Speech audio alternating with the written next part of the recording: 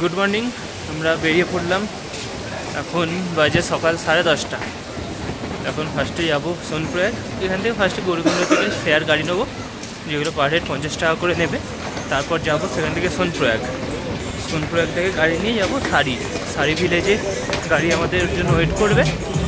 আমরা তখন দেউরিয়াতাল ঘুরে আসবো। দেউরিয়াতাল থেকে ঘুরে এসে আবার আজকে আমাদের প্ল্যান আছে যে চোপতা চলে যাবো, কারণ কালকে আমাদের তুঙ্গনাথ যেতে হবে। তুঙ্গনাথে হোটেল বুক আছে আমাদের। এবার যাই গাড়ি স্ট্যান্ডের দিকে।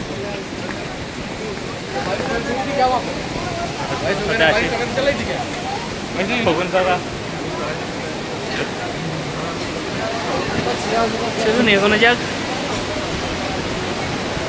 এখন এখানে তেমন টেম্পারেচার বেশি নেই, মানে মনোরম একটা পরিবেশ আছে। ঠান্ডাও খুব বেশি নেই, গরমও নেই। চলুন এবার স্ট্যান্ডে যাই, গাড়ি কখন পাই দেখি। গৌরীকুণ্ড থেকে 300 মিটার মতো হেঁটে আমরা গৌরীকুণ্ড ট্যাক্সি স্ট্যান্ডে পৌঁছে গেলাম। এখান থেকেই আমাদের সোনপ্রয়াগ যাওয়ার গাড়ি পাবো। গাড়ি পেয়ে গেছি অলরেডি। গাড়িতে আমাদের লাগেজ উঠছে, আর এখান থেকে পার হেড 50 টাকা করে নেবে। আর এখানে হচ্ছে শেয়ার ট্যাক্সি, এখানে কোনো রিজার্ভ করা যায় না। একটা গাড়িতে 12 জন করে তুলবে। 12 জন ফুল হলে তবেই এখান থেকে গাড়ি ছাড়ে, নাহলে গাড়ি ছাড়বে না।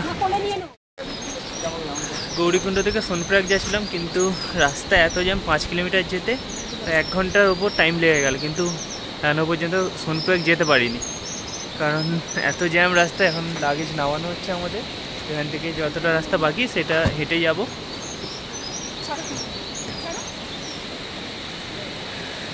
আর এদের এখানে একটা নিয়ম আছে যে ফাঁকা গাড়ি থাকলে সেগুলো সামনে চলে যেতে পারে, কিন্তু যে গাড়িতে প্যাসেঞ্জার থাকে সেই গাড়িতে গাড়ি আসছে উল্টো দিকে, সেই গাড়ি আবার সামনে দিয়ে কাউকে ওভারটেক করে যেতে পারবে না।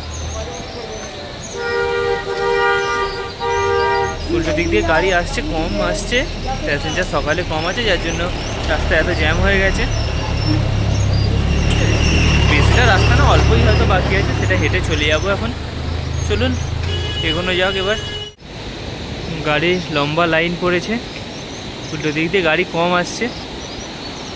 আর এই পাশ দিয়ে মন্দাকিনী নদী বয়ে যাচ্ছে। কেদারনাথেও মন্দাকিনী নদী, আর এখানেও একই নদী। মানে পুরো রাস্তায় এই নদী আমাদের সাথে আছে, মানে মন্দাকিনী নদী আমাদের সাথে আছে। গৌরীকুণ্ড থেকে যেসব গাড়ি আসে সব গাড়ি এসে ব্রিজের ওপারেই দাঁড়িয়ে যায়। আর যখন এখান থেকেও গাড়ি ছাড়ে তখন ব্রিজের ওপার থেকে গাড়িটা ছাড়ে। মানে এই সোনপ্রয়াগের যে ট্যাক্সি স্ট্যান্ড, যে গাড়ি করে আপনারা নিচে থেকে আসবেন, মানে হরিদ্বার বা অন্য কোনো জায়গা থেকে আসবেন, সেই স্ট্যান্ড থেকে এই ব্রিজ পর্যন্ত আপনাদের হেঁটে আসতে হবে, তারপরেই আপনারা গাড়ি পাবেন। এ পাশে কোনো গাড়ি নেই। পাশে অনেক দোকান আছে, যেমন এসব জিনিস বিক্রি হচ্ছে, কিছু খাবারের দোকানও আছে। তো এইসবগুলো আপনারা এখান থেকে পেতে পারেন। এগুলো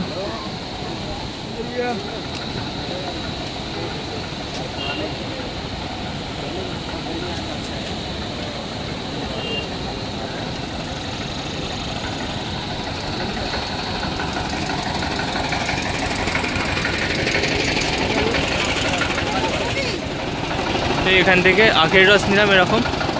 1 গ্লাস আখের রসের দাম পড়লো 40 টাকা। যখন আপনারা সোনপ্রয়াগ পৌঁছাবেন, সোনপ্রয়াগে পৌঁছে এইখানে আপনাদের রেজিস্ট্রেশন দেখাতে হবে। যদি রেজিস্ট্রেশন না করানো থাকে তাহলে এখান থেকে আপনাদের রেজিস্ট্রেশনটা করিয়ে নিতে হবে।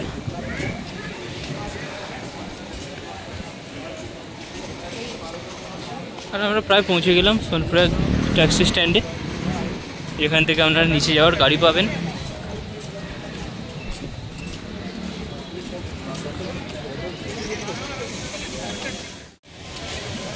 আর আমাদের প্ল্যানে আজকে একটু চেঞ্জ হলো। ফার্স্টে ঠিক ছিল যে সারি যাবো, সারি ভিলেজ থেকে দেউরিয়াতাল ঘুরে আজকে চোপতা চলে যাবো, কিন্তু আজকে সারি ভিলেজে থাকবো। সারি ভিলেজে হোটেল নিয়ে নেবো, দিয়ে তারপর দেউরিয়াতাল ঘুরে আবার সারি ভিলেজেই ব্যাক করবো। কাল সকালে চোপতা যাবো, চোপতা থেকে তুঙ্গনাথ উঠবো। তুঙ্গনাথে আমাদের হোমস্টে না, হোটেল বুক আছে। তো আর তুঙ্গনাথে আমাদের হোটেল বুক আছে, সেই হোটেলে রাতে নাইট স্টে করবো। নাইট স্টে করে একদম ভোরে বেরিয়ে চন্দ্রশিলা যাব। চন্দ্রশিলা থেকে আবার ওই দিনই ব্যাক করে আবার চোপতা আসবো, চোপতা থেকে হয়তো নিচের দিকে কোথাও নেমে যাব। এখানে একটা দোকানে আমি চা খাবো। এখানে চা হচ্ছে 20 টাকা 1 কাপ চায়ের দাম। সাথে এখানে বিস্কুট, চিপস এসবও পেয়ে যাবেন। আর এছাড়া এখানে ডাল চাউলও আছে। ডাল चावल का प्लेट कितना करके? 60 रुपया। तो 1 प्लेट ডাল চাউলের প্লেট 60 টাকা। তো সারি ভিলেজ যাওয়ার জন্য আমাদের গাড়ি পেয়ে গেছি। সারি ভিলেজ যেতে আমাদের গাড়ি নেবে 4000 টাকা। আর আমাদের গাড়ি এইটা লাগেজ সব উঠে গেছে গাড়িতে। এবার আমিও উঠি, আমাদের ড্রাইভার এলেই গাড়ি ছেড়ে দেওয়া হবে। সোনপুর থেকে আমাদের গাড়ি ছেড়ে দিয়েছে ডেস্টিনেশন সারি ভিলেজ। আর এই রাস্তাটা ওয়ান ওয়ে রাস্তা।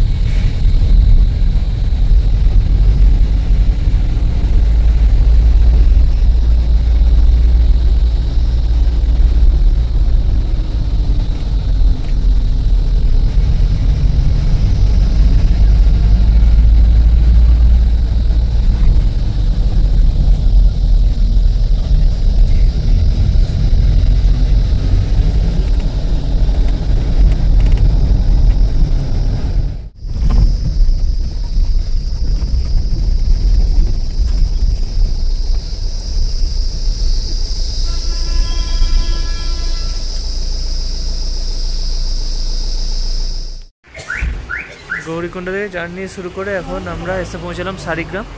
আমাদের হোটেল আগে থেকে তো বুক নেই, যার জন্য আমার হোটেল বুক করতে হবে। দেখি কেমন কি হোটেল পাই, ভাড়া কেমন হয়, দেখি হোটেল কি আছে গিয়ে দেখি। সারিগ্রামে এরকম একটা রুম পেলাম, মানে পাখা আছে, মানে গরম ভালোই পড়ে, তো এখন গরম নেই। আর ওয়াশরুমটা এরকম, এখানে আয়না আছে, গিজার আছে, রুমটা ভালোই বেশ। আর রুমের বাইরেটা এরকম, বসার জায়গা আছে। আর ব্যালকনি থেকে বাইরের ভিউটা এরকম।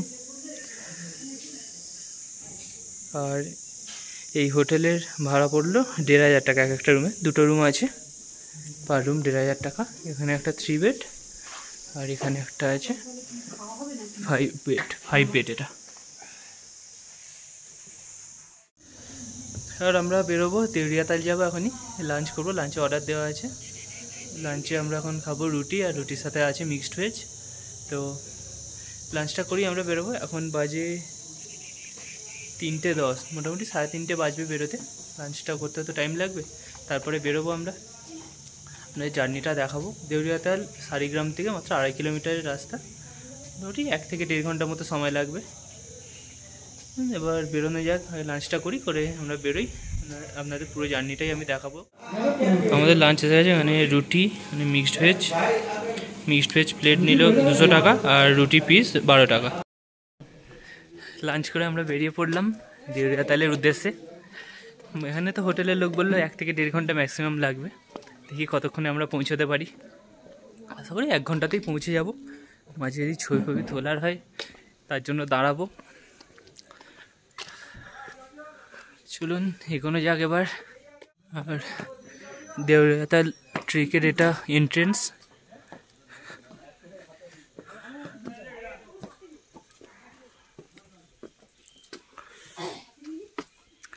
আমাদের ট্রেক স্টার্ট হয়ে গেল।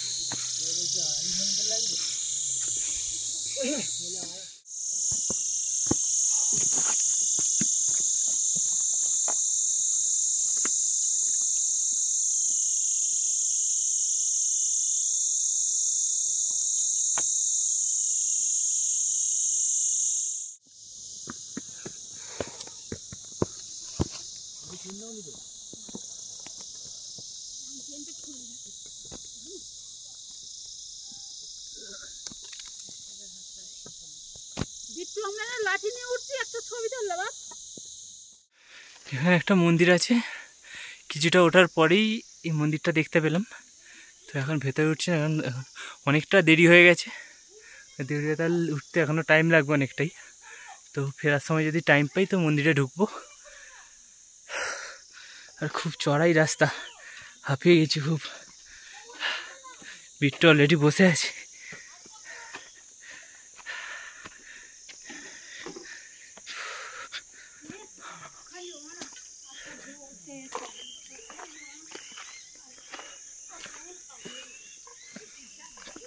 তারপরে এই সবে লাঞ্চ করেই ওপরে উঠে পড়েছি,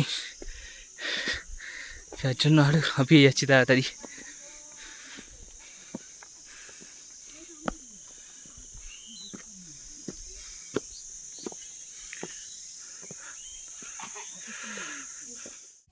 সেই নিচে থেকে আমরা এলাম, উপর থেকে ভিউটা এখন এইরকম লাগছে, হালকা মেঘ,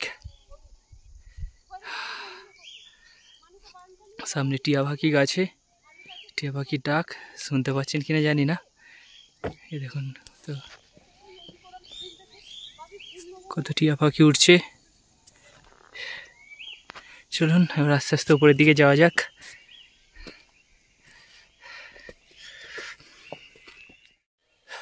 1 কিলোমিটার আমরা এলাম, প্রায় আধ ঘন্টা মতো সময় লাগলো, এখনও 1.5 কিলোমিটার মতো বাকি রাস্তা।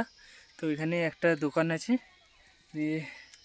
কিছু জিনিস মানে খাবার জিনিস পাবেন, কোল্ড ড্রিঙ্কস, লেবুর জল এইসবগুলো পেয়ে যাবেন। আর এমনিতে তো খুব হাঁপিয়ে গেছি, পুরোটাই চড়াই, 1 কিলোমিটার রাস্তা, কোনো প্লেন নেই, পুরোটাই চড়াই। এখান থেকে এরকম লেবুর জল নিলাম 1 গ্লাস, 30 টাকা নিল। আর বাকিরা সবাই উঠছে। আর ভিউটা অসাধারণ ভিউ।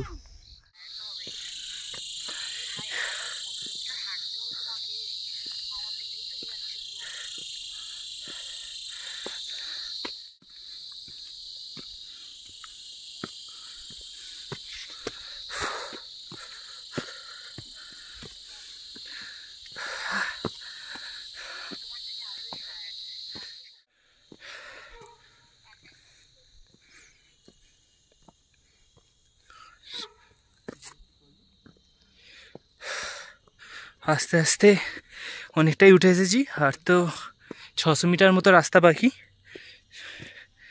এই কতক্ষণে পৌঁছতে পারি।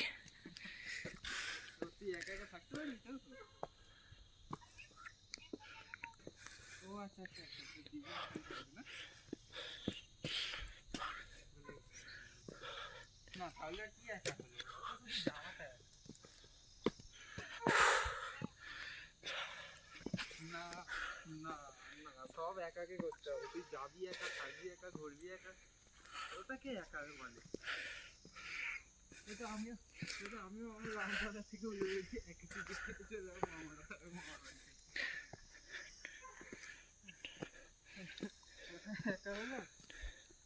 কিছুটা উপরে আরো কিছু দোকান আছে মনে হচ্ছে, দোকান না বাড়ি বুঝতে পারছি না। উপরে উঠে দেখি কি ওগুলো বাড়ি নাকি দোকান।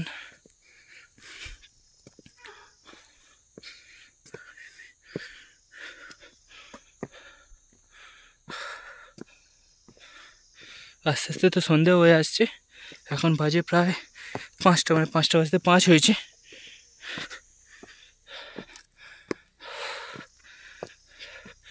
সবাই অনেকটাই নিচে, তো আমরাই ওপরে আছি, আমি আর বিট্টু। তো বিট্টু নিচে আছে, আসছে।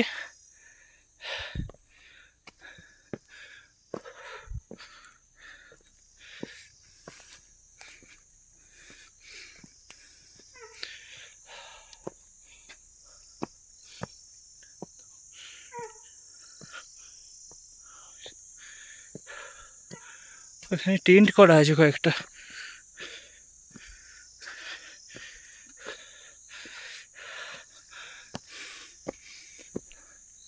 চারটে টেন্ট আছে।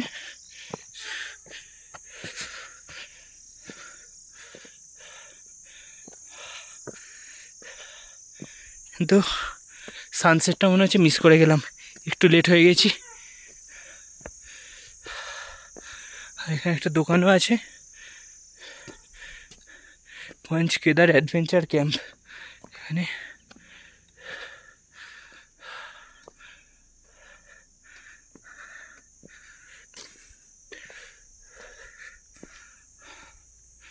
আর এখান থেকে ভিউটা এইরকম।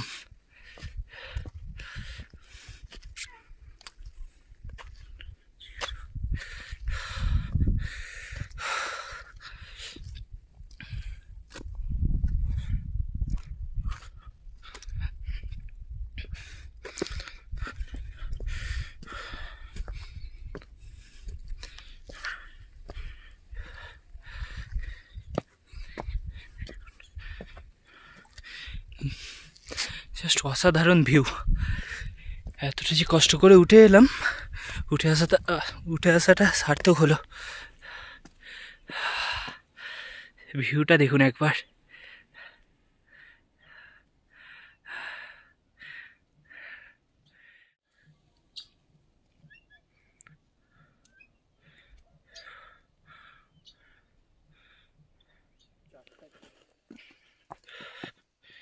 এইরকম রাস্তা, তো আপনারা চেষ্টা করবেন যাতে আপনারা তাড়াতাড়ি চলে আসতে পারেন, কারণ এখানে ফরেস্ট অফিসারের সঙ্গে দেখা হলো, ফরেস্ট অফিসার বলতে এখানে ভাল্লুক বেরোয়, তো চেষ্টা করবেন তাড়াতাড়ি আসতে। আমি প্রায় পৌঁছে গেছি।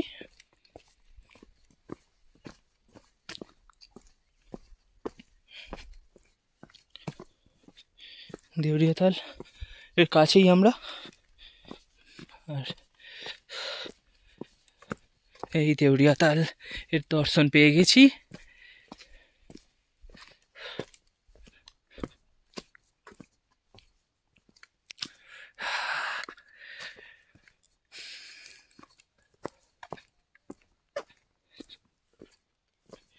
এখানে ফরেস্ট অফিসারের কেবিন আছে সামনে।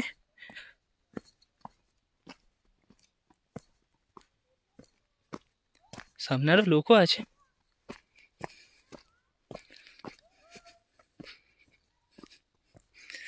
একদম শান্ত পরিবেশ।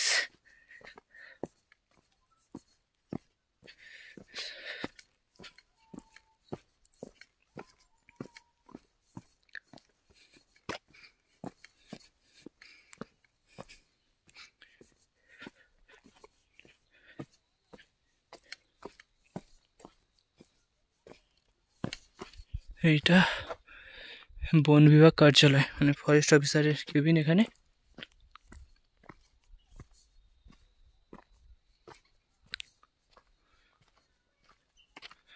কত লোক আছে, সামনের দিকে তো লোক আছে, আর এখান থেকে ভিউটা অসাধারণ লাগছে।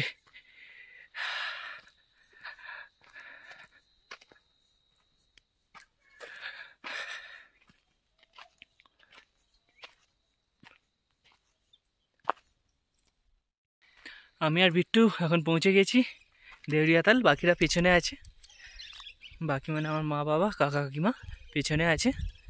তো এতটা যে এলাম, আসাটা সার্থক হয়েছে। ফার্স্টে যে ভিউটা দেখলাম সেই ভিউটা, তারপরে এর সামনে লেকের পেছন দিকে আবার বরফের পাহাড়। হালকা মেঘের জন্য পাহাড়টা এখন বোঝা যাচ্ছে না, তাও আমি দেখি আপনাদের যতটা দেখাতে পারবো দেখাচ্ছি আপনাদের। এখানে প্রচুর পাখিও আছে, দেখুন। তবে ভয়ের বিষয় যে এখানে ভাল্লুকও বেরোয়।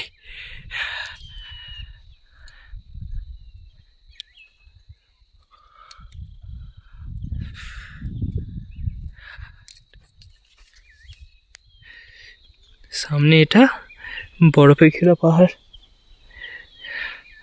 মেঘের জন্য এখন দেখা যাচ্ছে না। চলুন আপনাদের একটা দেউরিয়াতালের টাইম ল্যাপসের ভিডিও দেখাই।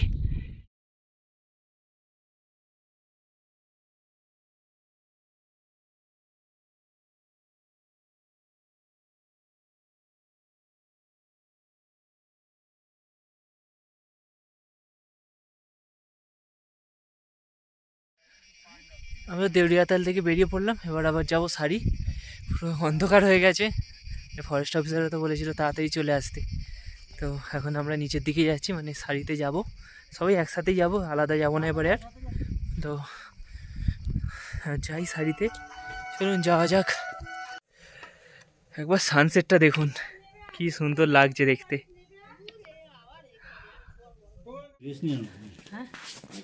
উপর থেকে নামলাম এরকম জঙ্গলের মধ্যে দিয়ে, অন্ধকার।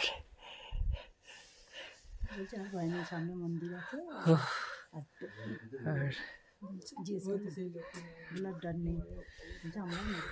এখানে লোকাল লোকরা বলছে আর কোনো ভয় নেই ভাল্লুকের। গ্রামের ভেতর চলে এসেছি। দেউরিয়াতাল থেকে 1.5 ঘন্টায় শাড়ি চলে এলাম। অ্যাকচুয়ালি সন্ধ্যা হয়ে গেছে, যার জন্য লাইটের প্রবলেম, মানে ফ্ল্যাশ জেলে এলাম। আর পায়ের অবস্থা তো, পায়ের আঙুলে একদম চেপে গেছে, যার জন্য একটু প্রবলেম হচ্ছে। আর পাথরগুলো মাঝে মাঝে স্লিপ আছে, যার জন্য হাঁটতে একটু টাইম লাগলো। ঠিক আছে, কোনো ব্যাপার না, নেমে তো পড়েছি। এবার রুমে যাই, একটু ফ্রেশ হই। এতক্ষণ হোটেলে ক্যান্টিনেই বসেছিলাম, এবার যাব নিচে, নিচে মানে রুম, এই নিচে দিয়ে নেমে আমাদের রুম। তো এবার নিচে যাব, ফ্রেশ হব, ফ্রেশ হয়ে তারপরে আবার ডিনার করতে আসবো। ডিনার উপরেই করতে আসতে হবে এদের ডাইনিংয়ে। তো যাই এখন নিচে। ডিনার এসে গেছে, এরকম রুটি, চিকেন, চিকেনের সাথে আলু। ডিনার করে আমরা রুমে চলে এলাম। তো এবার ঘুমিয়ে পড়বো, কাল আবার সকালে চোপতা যাবো, চোপতা থেকে তুঙ্গনাথ, তুঙ্গনাথে এই হোটেল বুক আছে। এই ভিডিওটা এই পর্যন্তই। আমি এর পরের পর্বে আপনাদের দেখাবো তুঙ্গনাথ যাত্রা। তো চ্যানেলে প্রথমবার এসে থাকলে চ্যানেলটাকে সাবস্ক্রাইব করে দেবেন এবং পাশে থাকা বেল আইকনটি অল করে দেবেন।